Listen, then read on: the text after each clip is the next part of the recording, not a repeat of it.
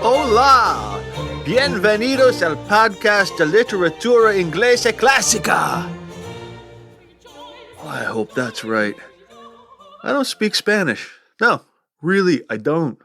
Yeah, full disclosure, the only Spanish I know are culinary terms, profanity, and the names of some body parts, picked up from years working as a line cook with guys from Ecuador and Mexico.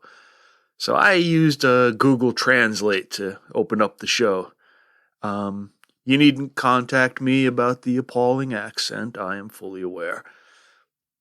But why the Spanish? Why that extra continental flair? Because today, dear listeners, we're whisking away to sunny Iberia for the blood-soaked spectacle of vengeance, madness, and betrayal that is Thomas Kyd's The Spanish Tragedy. Now, when I said last time that Marlowe's Tamburlaine was the first blockbuster, I half lied. Or, as I prefer to think of it, I told a half-truth. The other contender for that honor is today's play, and ooh, is this a trashy one, cats and kittens. Really, really sensational stuff. But before we pack our bags, and don't forget the stain stick, blood does spatter, you should know that the podcast maintains a presence on all the major social media platforms. You'll find cheeky little videos about literary history, upcoming episodes, feeble puns. I hope they both entertain and inform. That is my brief. Now, plus, by clicking like on these posts, you raise the visibility of the podcast so more people can find us, and I'd really appreciate that. Same thing with posting a positive review on your podcatcher of choice. More good reviews means more ears, and we'd love more ears, wouldn't we? Ears, by the way, is not one of the body parts I know in Spanish. Thomas Kyd's The Spanish Tragedy is a play that more literary types know of than know. It's mentioned in just about every introductory essay to an edition of Shakespeare's Hamlet, and students, usually at the graduate level, know that it exercised a massive influence on Elizabethan drama, but very few people actually read the play anymore, and it's nearly extinct on the stage. It has never appeared on film or television. But in its own time, it was wildly popular, probably the most popular play of the early modern period. It holds the record as having the longest run on the Elizabethan stage. No fewer than 29, yes, incredulous listener, 29 performances. I sense your underwhelmment. Okay, 29 seems a paltry number when compared to something like The Phantom of the Opera's nearly 14,000 show run. How and why, dear friends? How and why? But one must recall that the late 16th century play-going public demanded the new product at a voracious rate. Many playhouses retired their plays after a handful of performances, after only a week or two. So 29 is a remarkably vigorous number given the caffeinated attention span of the audience. And in addition, it was the most circulated play in print. It was a bestseller of Potteresque proportions.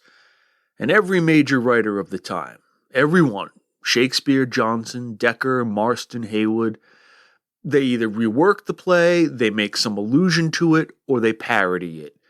Scholars have located over 100 references to the Spanish tragedy in contemporary works. And most scholars agree that the Spanish tragedy is the first revenge tragedy in English, which is why it features so prominently in those Hamlet introductions. It introduced the genre. Its composition date remains a bit elusive, somewhere between the mid-1580s and early 1590s, we reckon. I believe critical opinion generally leans on the early side, given that Kyd makes no reference to the Spanish Armada of 1588. It does enter the Stationer's Register in 1592 in a quarto edition. A quarto is it's a fairly small kind of book-sized book, as opposed to like a folio, which is a whopper, which is like family Bible size. And the Spanish tragedy was reprinted several times during the following decade. Now, special attention should be paid to the fourth quarto edition of 1602, which includes some 325 lines of additional material, which is usually set in a different typeface, sometimes with separate line numbering in modern editions. Now, these editions manifestly not by Kyd himself, because he died in 1594. And they've sparked a bit of a scholarly cottage industry about who actually did write them. We do have an entry in the diary of theatrical entrepreneur Philip Hounslow, noting a payment to Ben Jonson for penning some extra material. But the editions don't match Benny the Jet's style. Now, about 10 years ago, Douglas Brewster from the University of Texas argued that those lines seem to have similar orthographic peculiarities to the handwriting sample we have from a play called Sir Thomas More, and that sample is generally agreed to be Shakespeare's rather sloppy penmanship. So, despite some skeptical holdouts, many believe that Billy the Bard himself is responsible for the expanded edition of the Spanish tragedy. Now, that interesting bit aside, however, why was the play such a big deal at the time, but largely ignored today? Well, as I said, it's an over-the-top spectacle. It's operatic before opera. The plot is actually quite shallow and the characters are quite flat, but there is plenty of juicy intrigue and just swimming pools full of blood. Not discreetly off stage and reported by a messenger. No, right there in front of you. You got your torture, your murder, your executions, your maimings, your suicides. It is not, in short, a subtle play. And, well, since the advent of Shakespeare, we have come to value psychological nuance and insight over brawling and shouting. Or, we say we do anyway, right? The Marvel Cinematic Universe has a far larger fan base than does Elizabethan theater. We claim to love quinoa and kale, but it's the Cheetos bag that's always empty, isn't it? But we shall munch on. What's the play about? Well, I'm glad you asked. The play opens with the ghost of Don Andrea, a Spanish nobleman who is quite dead, speaking to his companion, the allegorical figure of revenge. They function as something of a Greek chorus, kind of commenting on the play's developments. Andrea laments his current state of affairs, especially being parted from his beloved Bellimperia, the King of Spain's niece, and wishes he could even the score with Balthazar, the Portuguese prince who killed him in battle. Revenge says, "Stick around, and you'll see your beloved kill your killer." Now, were I staging this, I would have Andrea squeal with glee right now. In the Spanish court, we see that Balthazar is a prisoner and will be held until the Viceroy of Portugal pays a ransom. The Spanish king's nephew, Lorenzo, argues with Horatio, Andrea's close friend, about who actually captured Balthazar and thus who should receive the ransom. The king decides that Horatio should get the gold, while Lorenzo should be responsible for the prisoner. So one guy babysits and one guy gets paid. Then Horatio consoles Lorenzo's sister, Bellimperia, distraught because she loved Andrea despite her family's disapproval. But she seems to recover quite quickly and falls in love with Horatio instead. Of course, Balthazar also falls in love with the bereaved and speedily comforted Bellimperia, which suits the Spanish king down to the ground. He has a great idea. Let's have a wedding to seal the peace between our two nations. Now, despite Uncle Spain's brio, Bellimperia proves less enthusiastic than you might imagine about having to marry her first boyfriend's killer.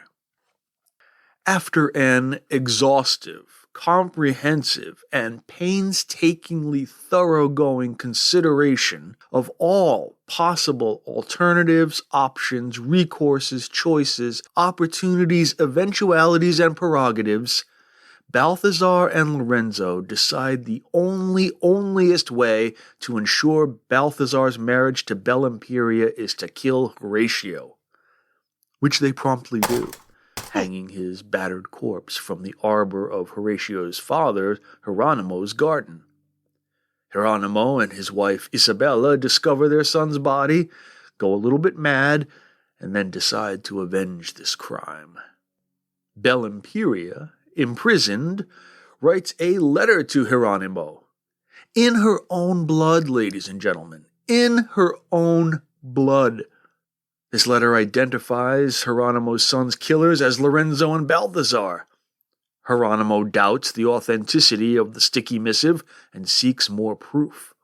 So he stalls for a bit, revenge being both literally and metaphorically asleep.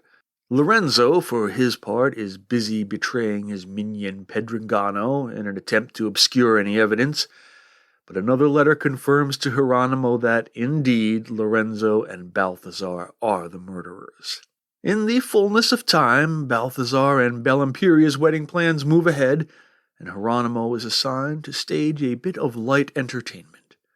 He mounts a mask, casting Lorenzo, Balthazar, and Bellimperia, the plot of which loosely mirrors the circumstances of Horatio's death, and he also replaces all the prop daggers with real weapons. I'm sure you've already sorted out that during the performance, Bellimperia actually stabs Balthazar, and Hieronymo actually stabs Lorenzo. Bellimperia then stabs herself. In an anti-penultimate grand gesture, Hieronymo reveals to the court that the play was real. Everybody's actually dead. One must assume, right, that the amateur performances of the courtiers were nonetheless thoroughly convincing.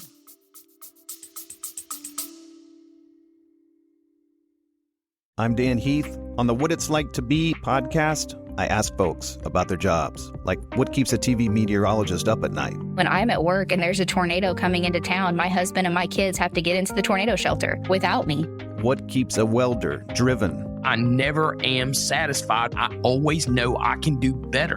And what keeps a hairstylist on her toes? I know she likes that Holly Berry haircut, but she doesn't look like Holly Berry. Find out on What It's Like to Be, wherever you get your podcasts. The King of Spain and the Viceroy of Portugal are shocked that such things happen in this establishment. The king orders Hieronymo to be tortured that he might offer more information. In a penultimate grand gesture, Hieronymo bites out his own tongue so that he can't confess under torture. "Ah, ha, ha, says the king, you could write out a confession." Hieronymo then, presumably asks for a pen, a bit of charades, I imagine. One word, one syllable, mimes some scribbling. Alas, the pen is dull. "Might I have a penknife to sharpen this quill?" excellently mimes Hieronymo.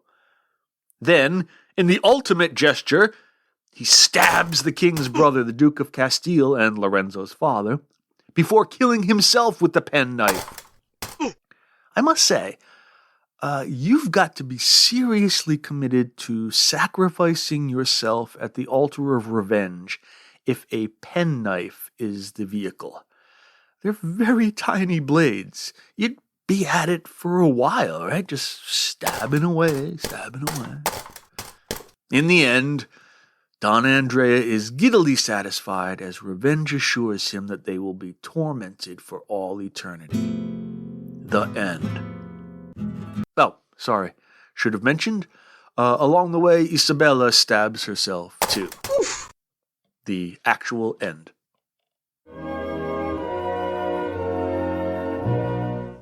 I said earlier that the Spanish tragedy is the first revenge tragedy in English, but I should fully point out that it's not the first revenge play ever. They go back to the days of yore, ladies and gentlemen, the olden days, back to the classical dramatists. The most famous of those in this arena is the Roman Seneca of the 1st century CE. He reworked some Greek antecedents and set a template that early modern writers would accept, adapt, and embroider. For example, Seneca's tragedies were divided into acts, and the language was often declamatory and sententious blank verse. Check. There are frequent supernatural elements, not gods so much, but ghosts and other ghoulies. Check. Revenge themes and a corpse-strewn stage. Check, check. A lack of onstage action in favor of long reports of offstage events. No check. No. Kid and those who would follow him want to show, not tell. And there are other variances, of course. The Spanish tragedy really doesn't clear up who the protagonist is until about halfway through, really. The play's subtitle, Hieronymo is Mad Again. When was he mad before? Should we be concerned? Did they know about this? The subtitle seems definitive, but he lingers in the background for a good while as the play focuses on the young men, Lorenzo, Balthazar, and Horatio. And, of course, the Belle Imperia. Lorenzo's a quite interesting character, actually, not just because he's the villain. Why are they always so attractive? But because of the type of villain he is. Lorenzo is what the Elizabethans called a Machiavel, named for the Italian philosopher Niccolo Machiavelli, who wrote The Prince. Machiavels favor expediency over ethics. They are cunning, deceptive, and arrogant. They find moral codes baseless and constricting. They manipulate to achieve their own ends. I'd like to say that these characteristics derive from a rather unsophisticated understanding of Machiavelli's political theory, but be that as it may, a ruthless amorality is indeed the calling card of this stock stage villain. Lorenzo declares, quote, "I'll trust myself. Myself shall be my friend, for die they shall. Slaves are ordained to no other end." The Machiavel was a development of the allegorical vice figure in the medieval morality plays. But what's interesting about this development is the way I think it indicates a subtle shift in the early modern conception of evil. In the morality plays, vice was vice, an everlasting and transcendent embodiment of indulgence and avarice and selfishness. As such, it did not necessarily need a human agent to enact those traits. You don't need someone to behave selfishly. Such a concept exists as part of the cosmic moral fabric of creation. Evil is. Vice is.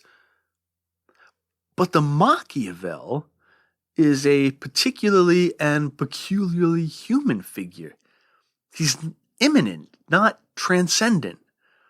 Without the behavior, the action, the human agency, there is no Machiavellianism in this sense. I think the Machiavel is an instantiation of Renaissance humanism's more worldly understanding of evil or vice as contingently human. It's not eternal, but the result of individual choice.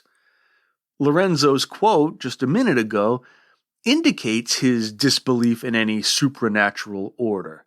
He must rely on himself, and the ordination of slaves to die is a result of that self-determination, not of some disembodied fate.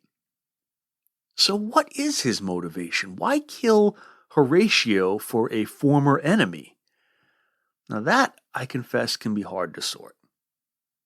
Some refer to that greatest of Machiavels, Iago from Shakespeare's Othello, and invoke Coleridge's claim of a motiveless malignity. I've never really bought that idea, a motiveless malignity, for either character. It's not that they have no motives, it's that they have a surfeit of them. Lorenzo's jealousy of Horatio's hero status and his class-based bigotry against Hieronymo's family's mean lineage, his desire, as he says to Bellimperia, quote, to save your honor and mine own. Maybe he's a few steps ahead and sees a way to punish Balthazar's impudence. Maybe a resentment of his father, uncle, and sister. Maybe a true concern for securing a diplomatic peace between Spain and Portugal. No, I don't think that one rings true. And maybe he's just a tool. And speaking of tools, let's think about the nuanced way Kyd uses some of the language tools in this play.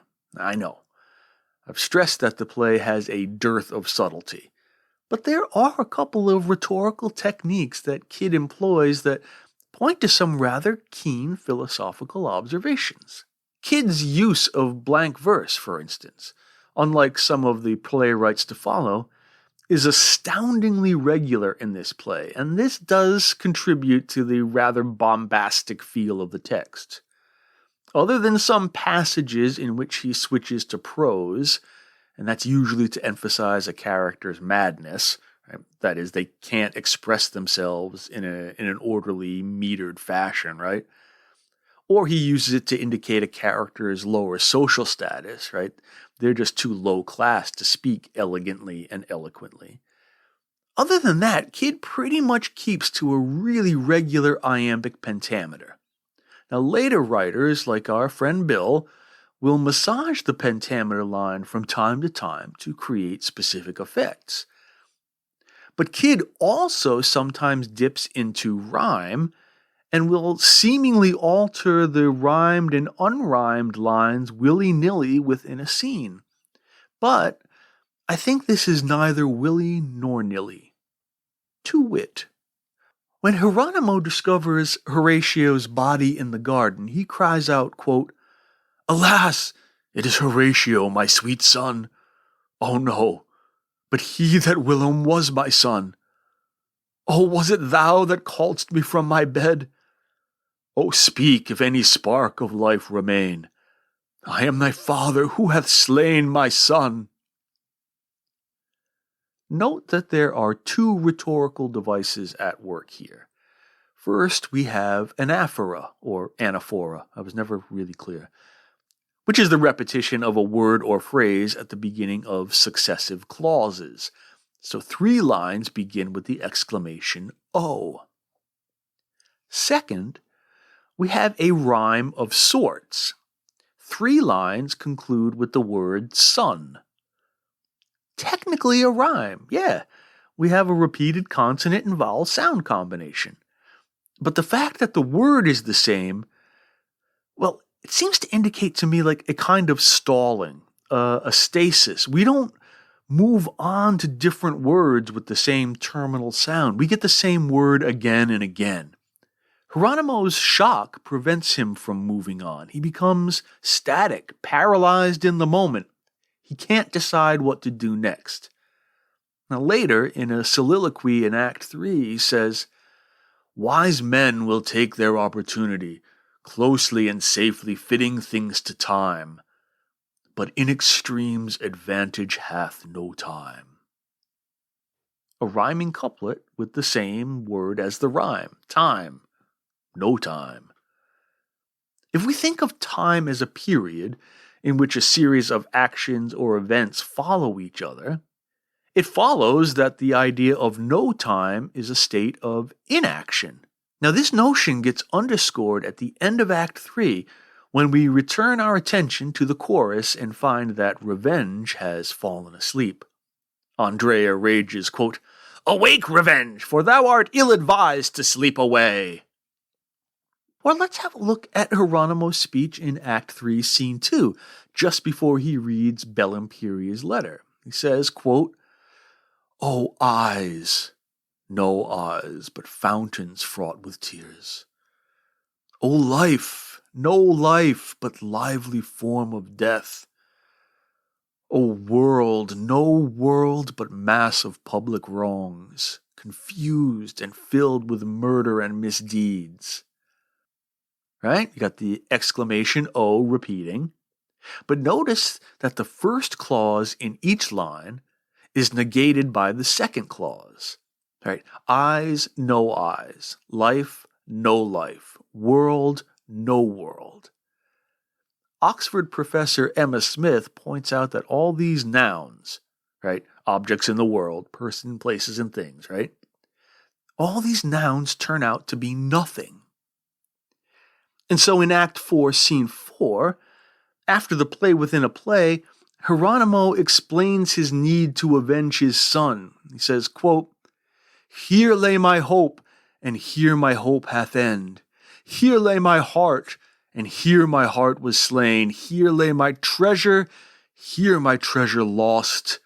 Here lay my bliss, and here my bliss bereft." And again, we have the anaphorical word here, another emphasizing of stasis, stationariness. Hope exists, and then it ends. The heart lives, then it is killed. Treasure found, treasure lost, bliss into blisslessness. Now, this type of rhetorical redundancy was the thing most often parodied about Kid's style in the Spanish tragedy.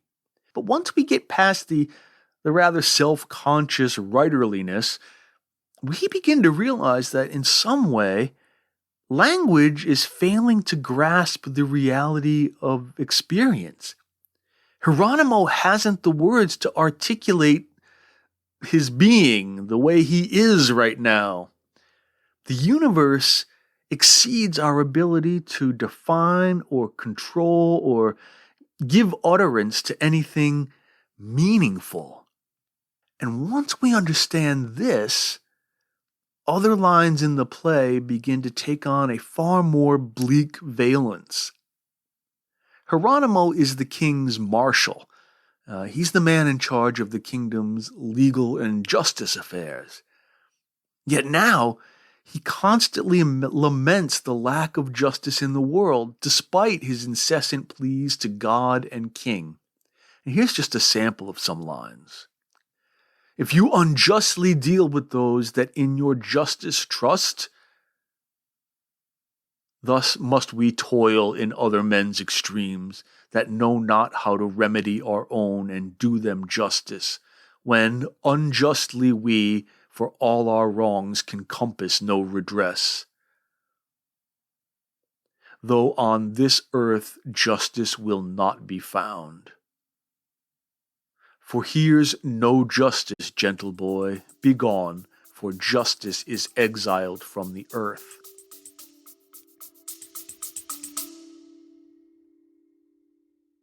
When you're alone in your house, but you'd like to feel like you're not, the podcast inside your house can keep you company.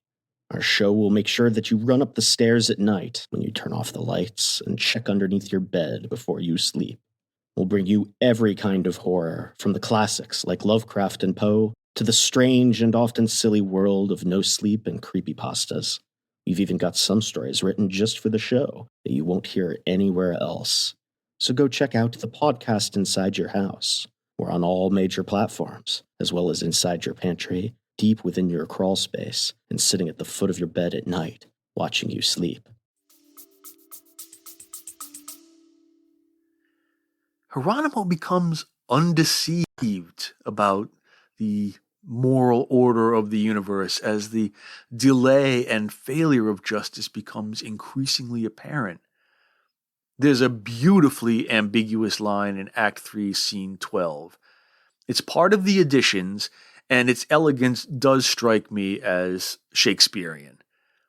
Pedringano tells Hieronymo that he was following orders given by Hieronymo, who denies giving those orders. Hieronymo replies, now get this, no, you are deceived, not I. You are deceived. Now here's one of those points where you have to have the text in front of you to get the real genius of the line. The first independent clause is, no, you are deceived. And it ends with an exclamation point. Okay, so far, so forthright. But the next bit, not I, it's also an independent clause because it ends with a semicolon.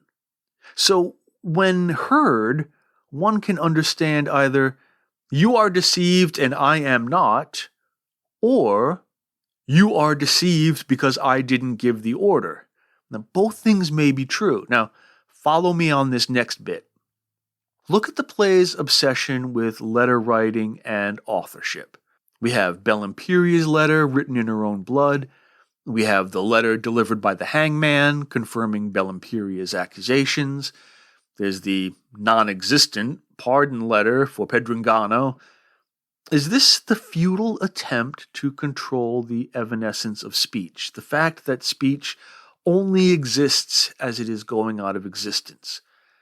Does the writing down of things give them a sort of permanence and thus an authority upon which we can rely?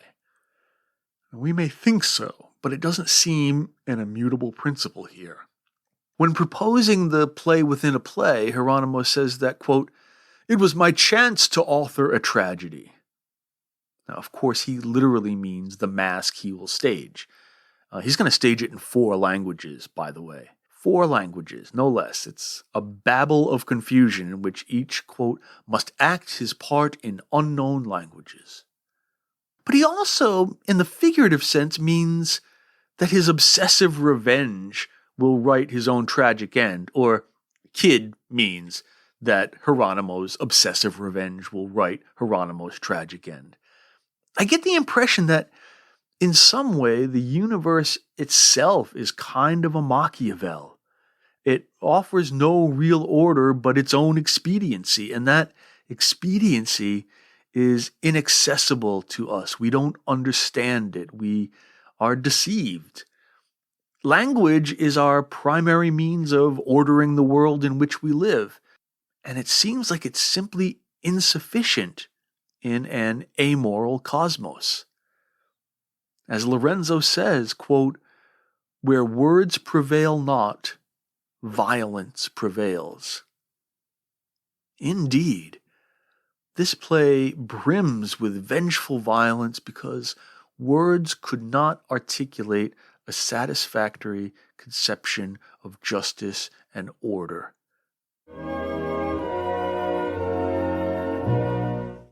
The 17th century essayist, scientist, and philosopher Sir Francis Bacon spoke thus of the difference between justice and revenge. Quote, "Revenge is a kind of wild justice which the more man's nature runs to, the more ought law to weed it out."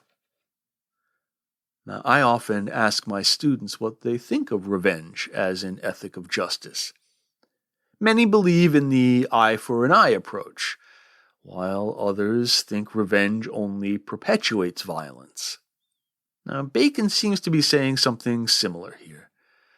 Revenge, of the type sought by Hieronymo and Isabella and Bellampiria, presumes the ineffectiveness or the non-existence of a supreme moral order.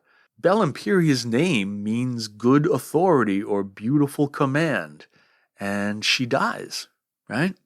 So that is why they must act. Revenge posits a rough vigilantism in which justice does not transcend the affairs of humanity, but amounts only to the temporal satisfaction of the aggrieved. This seems tantamount to nihilism, a bleak vision of nothingness. Professor Smith calls it a vicarious fantasy of power. And that nihilistic fantasy, I think, dehumanizes us, makes us less than human. We are reduced to mere obsessive, self-absorbed abstractions.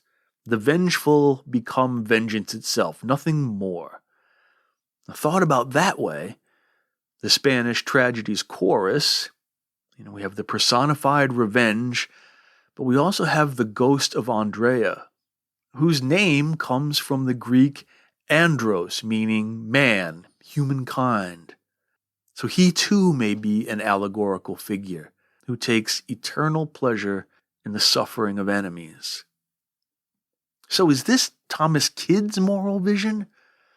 I don't know. The play seems to illustrate the futility and cruelty of violence and vengeance. But on the other hand, I'm reminded of a line usually attributed to movie director Francois Truffaut. He says, "There's no such thing as an anti-war film." Well, what does he mean, I hear you say? What about Kubrick's Paths of Glory or Full Metal Jacket, Coppola's Apocalypse Now, All Quiet on the Western Front, The Thin Red Line? What Truffaut is getting at is that regardless of the director's pacifist agenda, the filmic depiction of war will always glorify war. The violence of combat is thrilling. The deep friendship, the camaraderie of the soldiers is admirable. The horrors they face give rise to a heroism which we celebrate and wish to emulate. The war movie, even when explicitly pointing to war's horror and futility, provides an arena for and a counterpoint to the most noble human virtues. That's why Truffaut says there are no anti-war movies. They always honor that which they seek to critique. And I think the same thing about Kyd's play. While he may attempt to interrogate the justice of revenge and to reveal its degradation, he also wallows in its spectacular excesses. He does away with Senecan delicacy and moves the murder and maiming on stage. He overwhelms with outrage, and it thrills. We're too busy rooting for the Avenger, seeking with him or her the vicarious fantasy of power, the cathartic release of savage triumph, to offer much consideration to ethical subtexts. Is that the same way we live our lives, outside of plays and novels and movies? I mean, all stories thrive on conflict. Even the stories we tell ourselves about ourselves. Do we understand what our conflicts really are, or are we acting our parts in languages unknown?